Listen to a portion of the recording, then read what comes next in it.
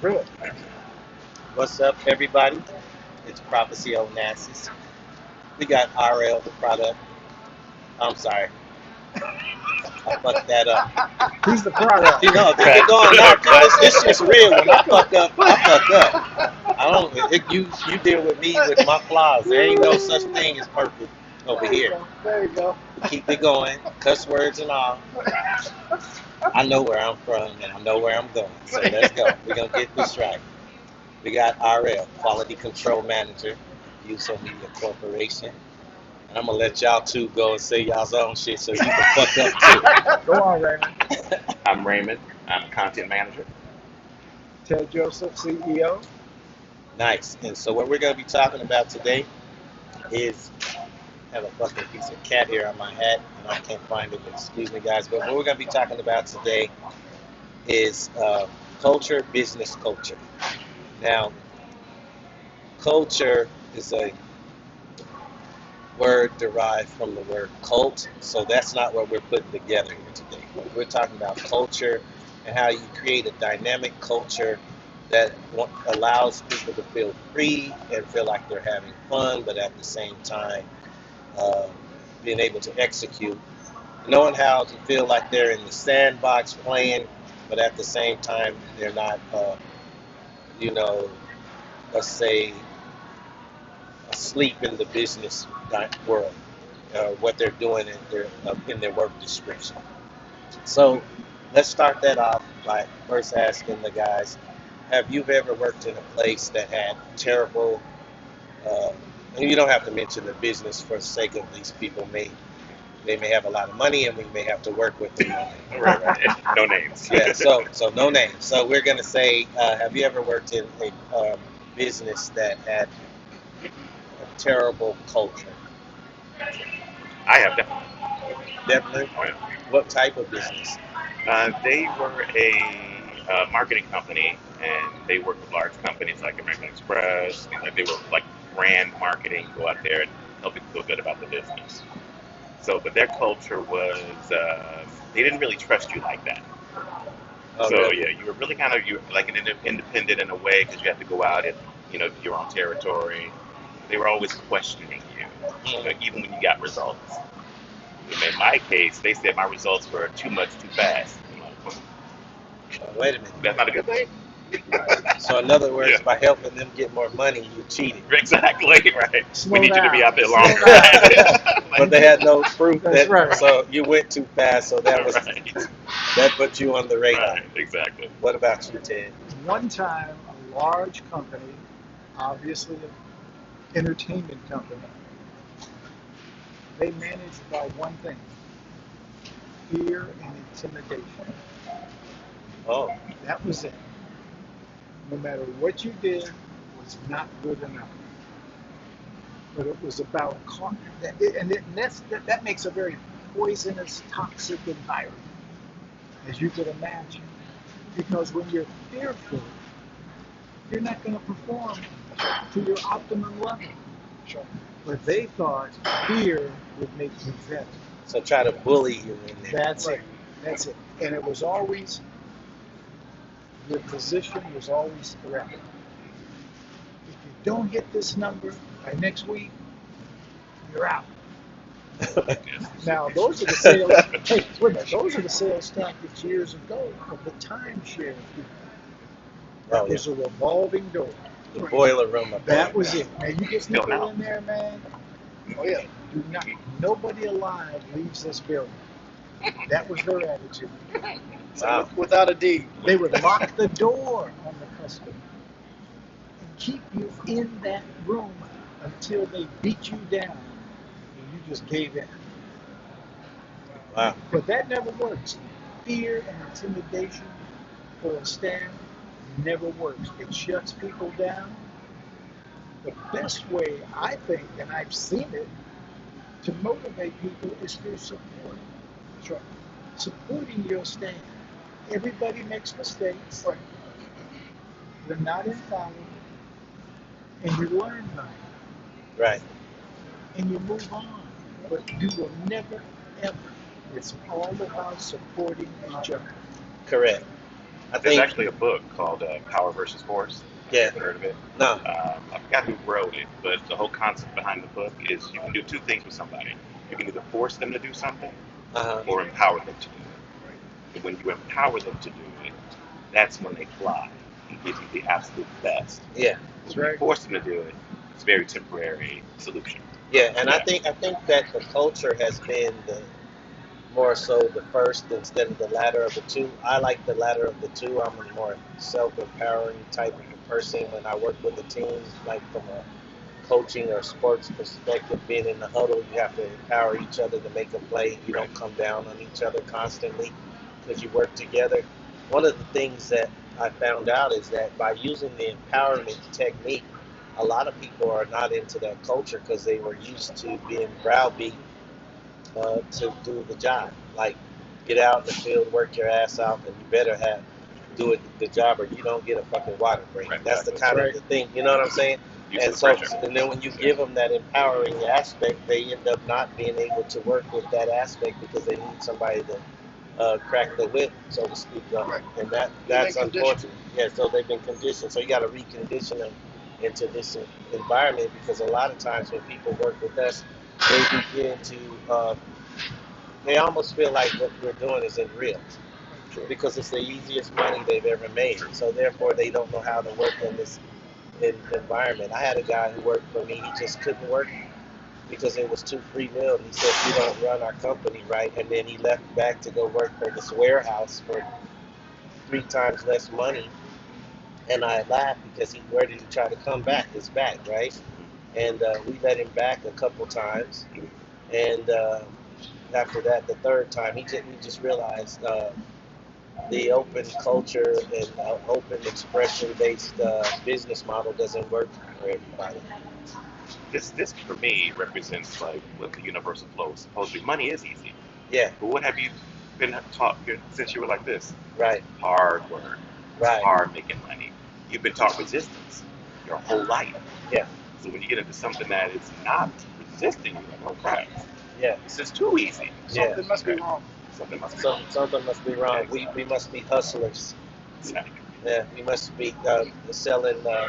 I'm not even in the CBD business. So let alone marijuana or anything else. I don't. I like those can be businesses, but it does feel sometimes when you have this type of model, people feel like you're hustling. And our That's right. model is that truly we're not a small company.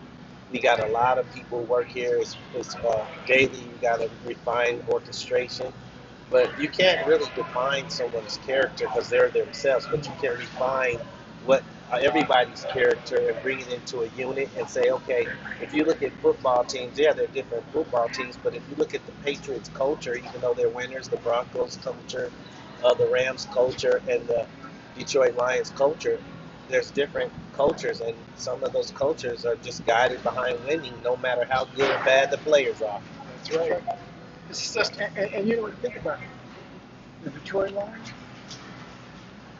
one playoff win in 52 years. Wow. With Barry Sanders and Calvin, Yes. Calvin What's his Herman, name? Johnson, The Herman, receiver. yeah, Herman, No, not Herman Moore. Uh, Calvin Johnson. Calvin Calvin Johnson. Johnson. Yep. Superstar. Megatron. And a decent quarterback, Matthew Stafford, who Right. can throw. One playoff win in 52 years. So their culture, even though the players change, you just haven't built a winning culture, and that resonates lineages down from where winning and losing begins. The epicenter of winning can permeate years from now. So you have one good race car driver, then his son does it, then the next guy does it. Now remember, he may have taught his son, but he ain't the driver anymore. Right. Right. Right. Right. Right. Now, Ronnie, I'm curious. In the Air Force, how was the management technique? Well, it was the military, so you would outside looking in, you would automatically say, "Man, I know they're strict. I know they're this. I know." The Air Force is. I used to call it a job that I couldn't quit because I went to work every day. I mean, before I became a paramedic, I worked 8 hours in a clinic. So I show up at 7:30, have a lunch at noon, leave at 4:30, Monday through Friday, you know, or Tuesday through Saturday. But um, like I said, it was just a job I couldn't quit.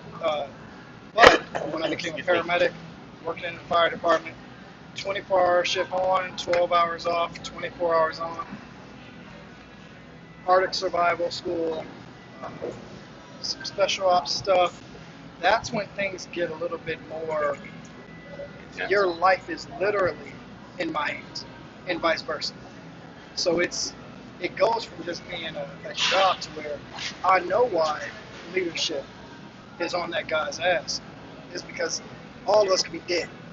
Yeah, that's a different You know, culture um, because it's a life or death right, mentality. So you have to have everybody at least at their highest capability. You don't, right? What you're saying is you don't want to have a guy that soon they call to action and it's a war. You're sitting next to somebody that's better off playing pickup sticks than you rather just fight by right, yourself because right. you're probably going to die That's right. trying and quicker with having that type of a weak mentality or let's say the guy ain't used to workflow, can't make his bed, like they try to get you to do some of the simple things. How is he going to be able to fight a battle, Right. right? But to that point, that's what made me say you hire right. And when you hire, because I hired you in this role and it didn't work out, doesn't mean that your value isn't there in another capability.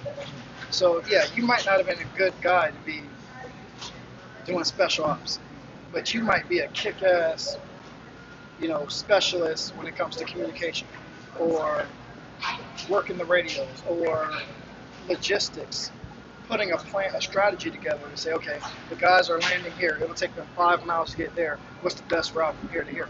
So a lot of times, and back to when we're talking about culture, a lot of my experience goes to the culture was set up properly. People get hired, managers get put in place, directors get put in place, and they become that barrier of company culture. It's like at their level, with their subordinates, this is how we're going to do it in my department. This is how we're going to.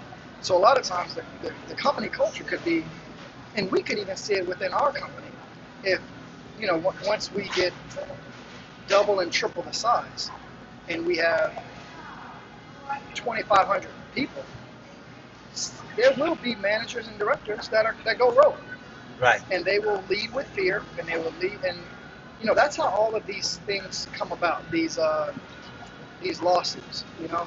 Sometimes the people up here who are getting blamed, they're like, dude, I had no idea that this joker was down there making these people's lives hell.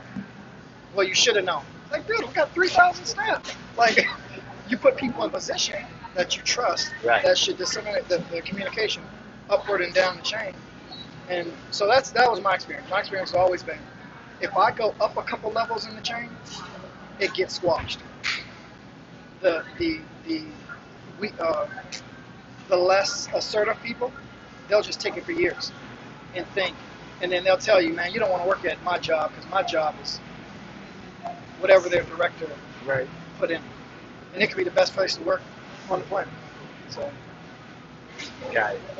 Well, what do you think is like one of the key things that makes people excited and about being a part of something that works? What do you think? I think it's about making people feel appreciated. I like that. Nothing more. When you think about your life and over the years, when somebody came up to you and said, man, that's a great job. Thank you for your dedication and commitment to what we're doing. Look, you can give out awards and things, man, that telling somebody that you're doing really meaningful to our big picture and our bottom line, and constantly supporting people. Yeah, I agree. And like I said, oh man, he made a mistake. He's got to go. Figure out how he made the mistake, or she, how we can correct it where it hopefully doesn't happen again, but you support that person, and I think that person will come back twice as strong. That's really important. I would even add to that because if a company's interested in the individual, the individual voices, people need different things. Some people may like awards. Right. Some people may need verbal accolades. Some people just want to be left alone And so they can do their job. you're right. So it's all depends. With the company culture, you recognize the individual and how to advance that person. I agree. And it's of paramount importance. If you can ask Blockbuster, where are they? See, when you have a proper company culture, it gives you access to information that you wouldn't otherwise have because you're open to people. Because the universe requires cooperation. Yeah, right? you're right. This person may think of something that you never would have thought of. Right. Somebody may have said, the landscape is changing here at Blockbuster. Why don't we go ahead and eat up Netflix, Right. which they could have. Yeah, Yeah. let's acquire them. Exactly, but instead of doing that, I don't know if y'all know this, but they did like a focus group around their company Okay. and came to the determination that people would continue to come to Blockbuster for the snacks. Oh yeah, The snacks. right. That's Okay. crazy. Not That's the crazy. big, the Exactly. snacks. Exactly. Right. Like I said, I'm over here. But when you empower people, Right. you get all that extra stuff that you other would Yeah, other going people back to get. what you said is how each individual is looked at, what motivates. Some people need the verbal accolade. Some people want the trophy and the flag. Some people want it all. Some people want to be left alone. But what I identify with what makes think the culture right is no matter what it is, every human being likes relevance. That's right. Now, how you like you use the word disseminate, or how you look at that and put that under a microscope, you look at that and say you may like a certain type of relevance. It may be overwhelming. It may be painful. Right. But that's really important. So the key to this conversation is how do we build in a relevance? So what we did start the ovation. Yeah. That helps out.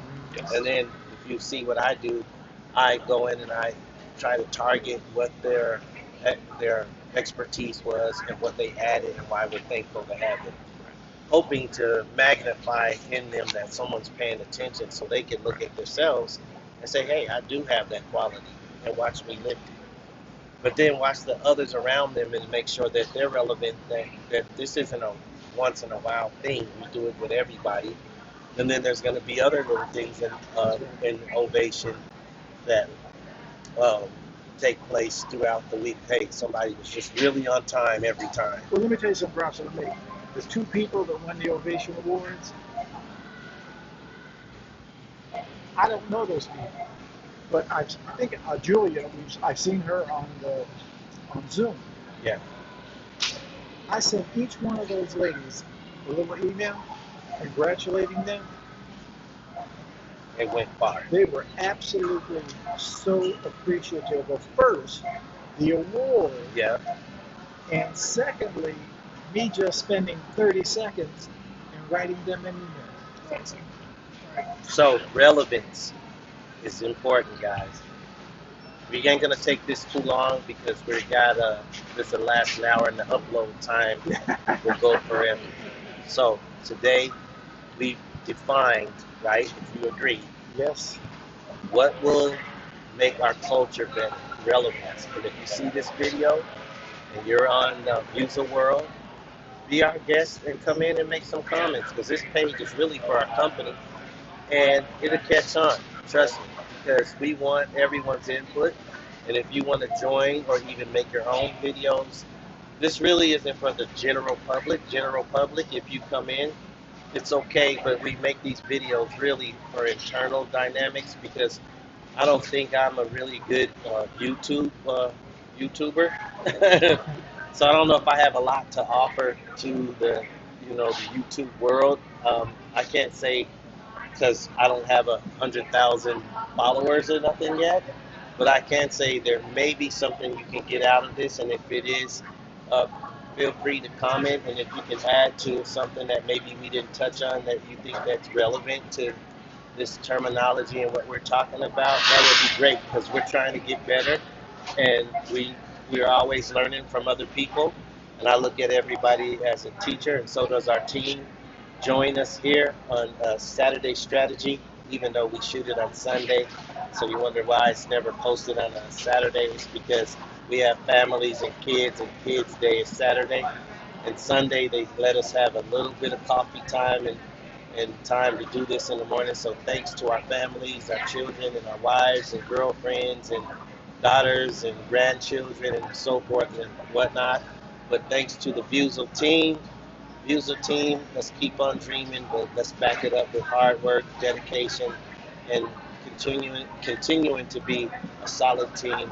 We thank you here, Ted Joseph, Raymond, RL, and Prophecy. We're out.